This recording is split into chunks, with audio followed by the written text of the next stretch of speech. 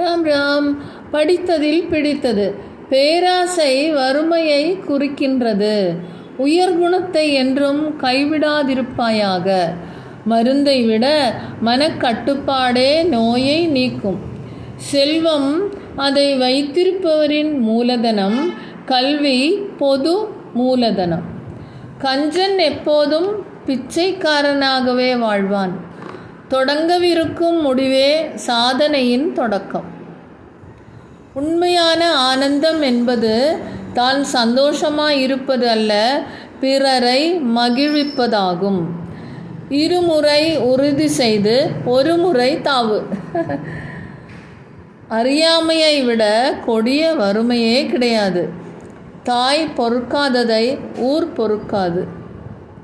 கடினமான வேலையை சோர்வில்லாமல் செய்து முடிப்பவர்களும் வீரர்களே. ராம் ராம்.